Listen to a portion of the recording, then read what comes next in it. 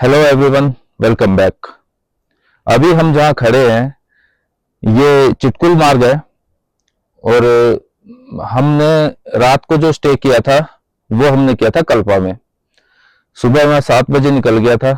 कल जाते टाइम जो मैंने आपको दिखाया था ना, दो रास्ते थे जहाँ रिकॉम्पियो जाने में थोड़ी कंफ्यूजन हो रही थी और मैंने ऊपर का वो थोड़ा डेंजरस रास्ता था वो चूज किया था, लेकिन वो एक ठीक डिसीजन था क्योंकि अभी आते टाइम मैं नीचे वाले रास्ते से आया। वहाँ हाइड्रो प्रोजेक्ट्स का काम चल रहा है और रास्तों की हालत काफी खराब थी। और उसके बाद हम यहाँ पहुंच जाते हैं करचम में। कल मैंने आपको दिखाया था जब करचम में हम रुके थे, यहाँ पे डैम है। यहाँ पे एक्चुअल में ये दो नदियों का संगम हो रहा है। एक ये इस तरफ से आ रही है रिकांगपिओ की तरफ से सतलुज नदी, और ये हम जिस रोड पे अभी खड़े हैं ये जा रही है वहां पे बसपा रिवर। तो दो नदियों का संगम हो रहा है और इस संगम के साथ ही ये डैम बनाया हुआ है। और ये जो अभी आप मेरे पीछे देख रहे हैं ये है मोनेरंग पर्वत, और यहीं से धारा बह के और ये बसपा रिवर में मिल रही है। और देखो ये जो पानी बह रहा है सिर्फ और सिर्फ इस पर्वत का है, और सबसे पहले जो सनराइज होता है वो इस पर्वत पर दिखाई देता है। अब हम आगे की तरफ बढ़ेंगे और सांगला जाके रुकेंगे, पहले वहीं पे ब्रेकफास्ट वगैरह होगा आज हमारा। तो देखते हैं सांगला में क्या क्या चीजें हैं। चले आगे बढ़ा जाए।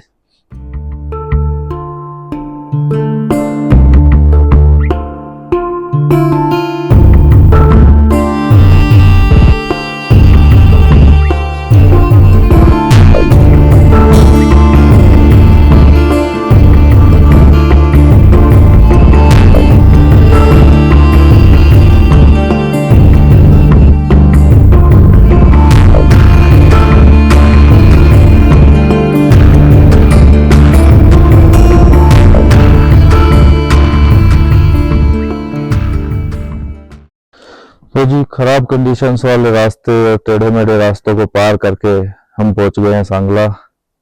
और ये है यहाँ पर बद्री विशाल जी का मंदिर। अभी इसमें हम अंदर जाएंगे और यहाँ पर एक फोर्ट भी है, वहां भी चलेंगे।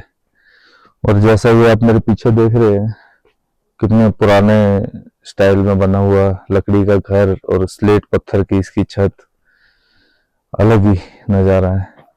कहते हैं ना कि स्वर्ग इतनी आसानी से नहीं मिलता। अब देखो कैसे कैसे तकलीफें पाके हम यहाँ तक पहुंचे हैं, और अब जो हमें नजारा दिखा अल्टीमेट था। अभी इसके आगे हमने चुटकुल भी जाना है, कहानी यहीं खत्म नहीं होती है, लेकिन फिलहाल हम सांगला को एक्सप्लोर करेंगे।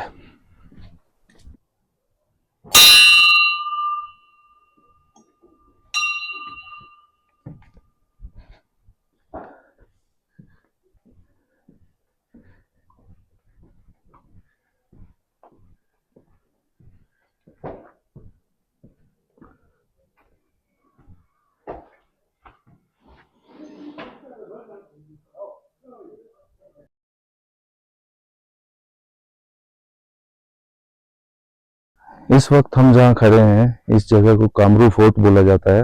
और यहाँ ये मेरे राइट साइड पे आप देख रहे हैं ये कामरू माता का मंदिर है। और यहाँ पर अंदर आने के लिए ये जैसा कि नोटिस बोर्ड पे लगा हुआ है ये पहनना कंपलसरी है। ये टोपी होनी चाहिए और ये कमरबंद, ये जरूरी है। हालांकि हमने अभी कामरू माता के दर्शन किए। ये इनका पुराना भवन है, यहाँ से इनको अभी कुछ दिन बाद शिफ्ट करके ये नए वाले भवन में विराजमान कर दिया जाएगा। मतलब कि अब नेक्स्ट सीजन जो भी आएगा, आप अगली बार जब भी यहाँ दर्शन करने आएंगे तो आपको माता के दर्शन या नए भवन में होंगे। और ये जो भवन आप देख रहे हैं इसमें कहते हैं कि 33 कोटि देवी देवता रहते हैं, लेकिन उसमें किसी को जाने की परमिशन नहीं है। ये बहुत ही पुराना भवन है। इस टाइम टूरिस्ट जीरो के बराबर है। मुझे सिर्फ एक गाड़ी बाहर की नजर आई यहाँ पर जो कि टूरिस्ट आए थे। तो मैं आया तो ऑफ सीजन में हूँ, लेकिन जैसा कि आप जानते हैं मेरे को पहाड़ों से कितना लगाव है। मेरा जब मन करता है तो फिर मैं सीजन नहीं देखता चल देता हूँ। तो नज़ारे आपको उतने हरे भरे तो नहीं दिखेंगे क्योंकि ये इस तरह का सीजन है। इसमें ना तो बर्फबारी है क्योंकि बर्फबारी अगले महीने से होगी, और अगर आपको ग्रीनरी चाहिए तो यहाँ पे जून जुलाई अगस्त उस टाइम पे फलों की यहाँ भरमार होती है। से बाड़ू, पुलम, खुमानी सब आपको देखने को मिलेंगे। नदियां पानी से भरी रहती हैं और नज़ारे भी मस्त मस्त रहते हैं। पर जो भी है यही है और बहुत अच्छा है। अब हम यहाँ से निकल चलते हैं आगे चिटकुल की तरफ को। ये अनाज है, किस चीज का होता है ये? फफरा। अच्छा अच्छा अच्छा अच्छा अच्छा। भाई यहाँ के लोगों का प्यार जताने का तरीका इतना सही है। वहाँ मंदिर में कैमरे लगे हुए थे इसलिए वहां से कुछ फुटेजेस लेना अलाउड नहीं था। मैंने इनकी छत पे आके परमिशन मांगी कि भाई मैं यहाँ से कुछ फुटेजेस ले सकता हूँ क्या, तो इन्होंने तो इतनी देर में मेरे लिए नाश्ते का इंतजाम भी कर दिया। बड़ा सही लग रहा है यार, बहुत प्यार मिल रहा है यहाँ पर।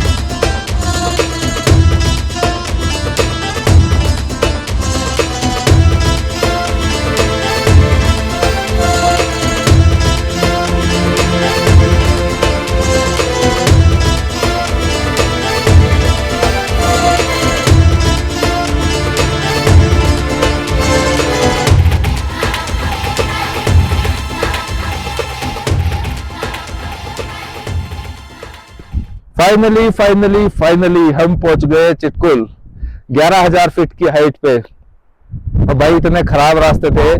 पहले के जो मैंने कुछ एक वीडियोस देखे थे ना, उसमें रास्ते ठीक थे, लेकिन इस बार जो मैं देख रहा हूँ जगह जगह फ्लड आया हुआ है। शायद बारिशें ज्यादा हुई इस वजह से रास्तों की हालत तो बहुत खराब थी।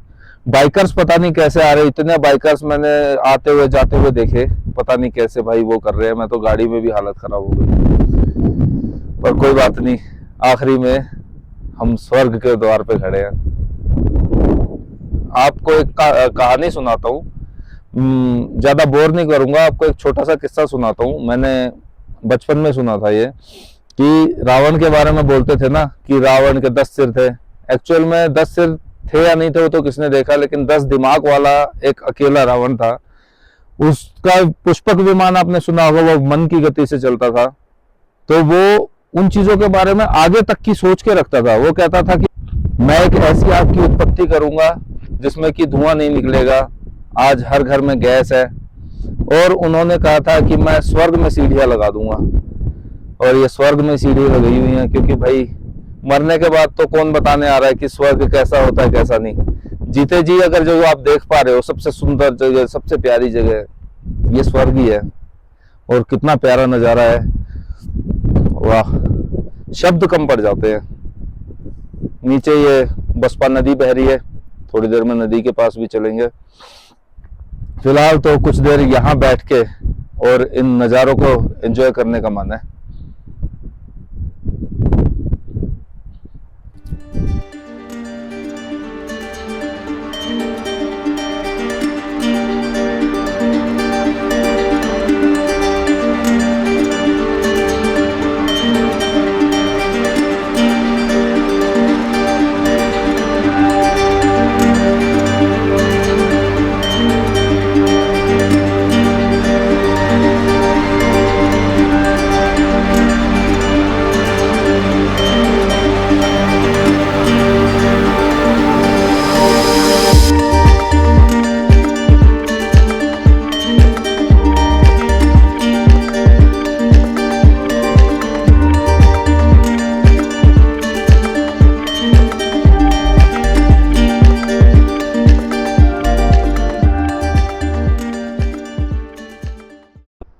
तो भाई जैसा कि आप जानते हैं हम हिमाचल घूम रहे थे, और आज हमारी हिमाचल सीरीज़ का है आखिरी दिन।